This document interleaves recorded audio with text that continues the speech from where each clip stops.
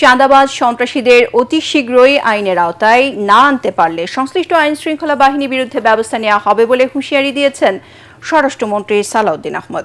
সন্ত্রাসী হামলায় আহত ঢাকা মেডিকেল কলেজ হাসপাতালের ইএনটি বিভাগের প্রধান ডাক্তার মোহাম্মদ আসাদুর রহমানকে দেখতে গিয়ে এসব কথা বলেন তিনি। এ সময় মন্ত্রী আহত চিকিৎসকের খোঁজ খবর নেন। পরে সাংবাদিকদের প্রশ্নের জবাবে তিনি বলেন, চাঁদাবাজ ও সন্ত্রাসীদের আইনশৃঙ্খলা বাহিনীর কেউ প্রশ্রয় দিলে তাদের বিরুদ্ধেও ব্যবস্থা নেওয়া হবে।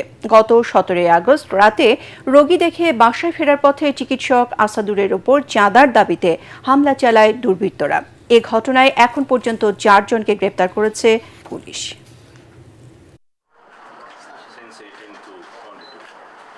যারা এরকম চাঁদাবাজ, চিহ্নিত সন্ত্রাসী, মাদক ব্যবসায়ী, তাদেরকে অতি শীঘ্র, আমি টাইম লিমিট দিচ্ছি না, অতি শীঘ্র যদি তাদেরকে আমরা হেফাজতে না নিতে পারি, আইনের আওতায় না আনতে পারি, তাহলে যারা যারা ব্যর্থ হবে তাদের বিরুদ্ধে ব্যবস্থা নেওয়া হবে। আমি শুধু চাঁদাবাজদের তালিকা করছি না, চাঁদাবাজদের সাথে যদি কোনো পুলিশ সদস্য জড়িত থাকে তাদের তালিকাও করছি।